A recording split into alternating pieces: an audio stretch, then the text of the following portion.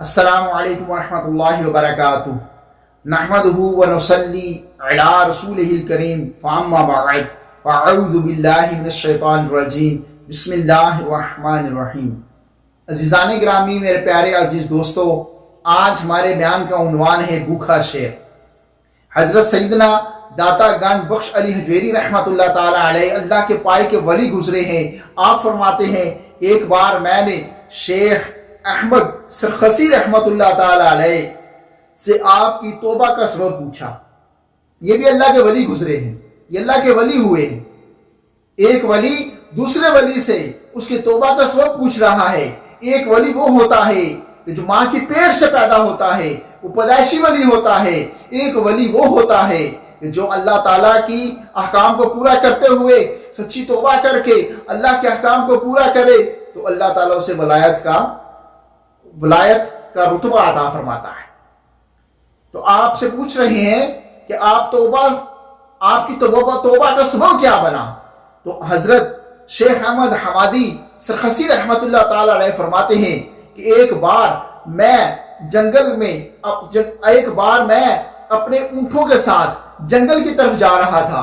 रास्ते में जंगल वो पड़ा, सरखस से जा रहा था और रास्ते के अंदर जंगल पड़ गया।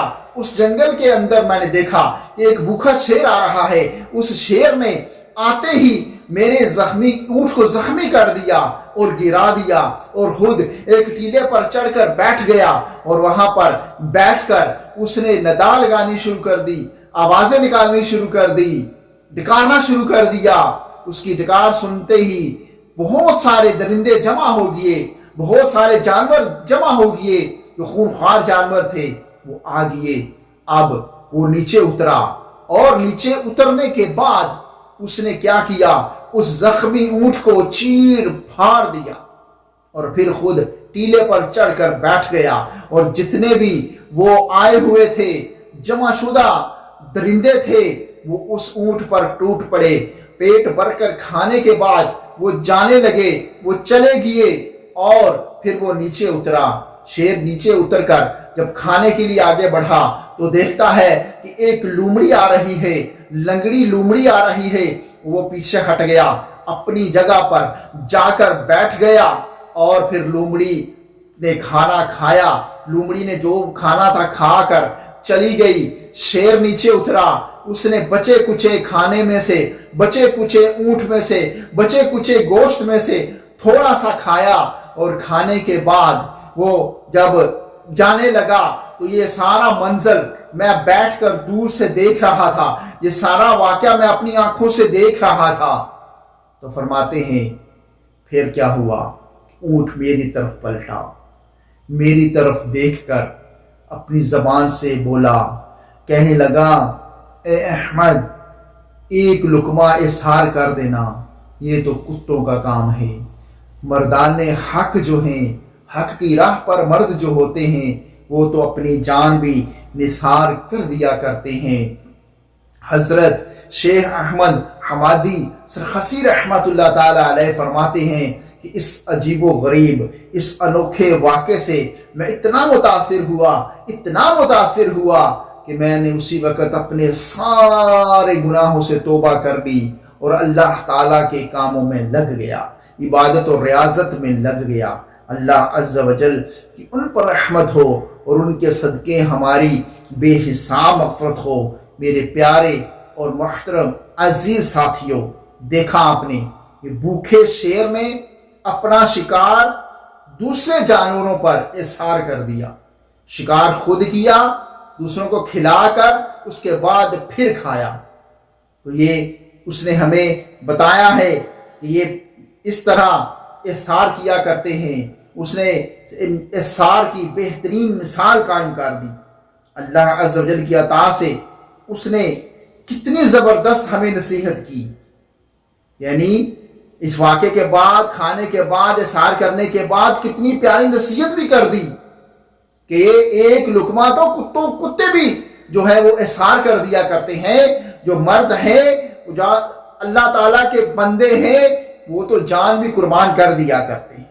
मगर आज हम देखें, अपने हालात को देखें, اپنی جان قربان کرنے کی تو دور کی بات ہے، ہم ایک لقمہ بن پڑے تو دوسروں سے چھین لیتے ہیں۔ ایسے بندے ہیں کہ جو لقمہ دوسروں سے چھین لیتے ہیں، جن سے بن پڑتا ہے وہ بہت کچھ اذیت دوسروں کو دیتے ہیں اور قتل غارت گری تک نوبت آ جاتی ہے۔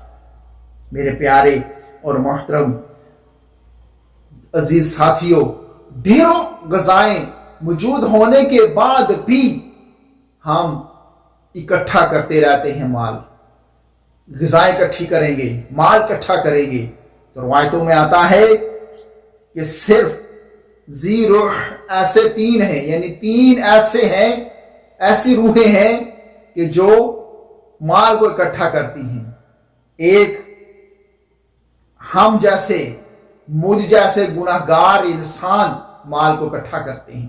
دوسرا چوہے کے بارے میں فرمایا گیا کہ وہ مال کو اکٹھا کرتا ہے، اور تیسرا چونٹی کے بارے میں فرمایا گیا کہ یہ مال کو اکٹھا کرتی ہے۔ آپ ان کے علاوہ، ان تینوں کے علاوہ کوئی مال نہیں اکٹھا کرتا۔ آپ مرغی کو دیکھ لیجئے، اس نے توکل کی کتنی ہمیں نصیحت کی ہے اگر دیکھا جائے تو۔ جب مرغی کو پانی دیا جاتا ہے تو پی چکنے کے بعد، اپنا پیٹ بھرنے کے بعد، وہ پاؤں رکھ کر اس پر برتن کو انڈیل دیتی ہے، پانی گرا دیتی ہے، یعنی وہ ہمیں بتا رہی ہے توکل کے بارے میں۔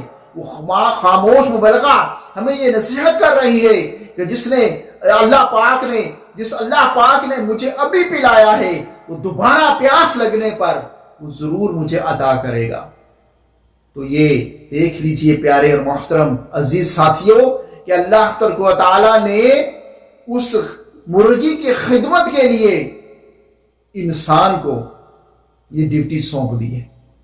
اللہ تبارک و تعالیٰ کی پاک اور مقدس بارگاہ میں دعا ہے کہ اللہ تبارک و تعالیٰ ہمیں توکل کرنے کی توفیق عطا فرمائے۔ اللہ تبارک و تعالیٰ اپنی عنایت سے ہمیں اپنے پر بھروسہ کرنے کی توفیق عطا فرمائے۔ جو اللہ تعالیٰ پر توکل کرتے ہیں تو اللہ تبارک و تعالیٰ ان کی مدد بھی فرماتا ہے۔ اللہ تبارک و تعالیٰ کی پاک اور مقدس بارگاہ میں دعا ہے کہ اللہ تعالیٰ ہمیں اپنے اوپر توکل کرنے کی توفیق عطا فرمائے اور زیادہ سے زیادہ احسان کرنے کی توفیق عطا فرمائے۔ آمین بجاہ نبی الامین صلی اللہ تعالی علیہ وآلہ وسلم۔ اپنا بہت سارا خیال رکھیے گا۔ السلام علیکم ورحمۃ اللہ وبرکاتہ۔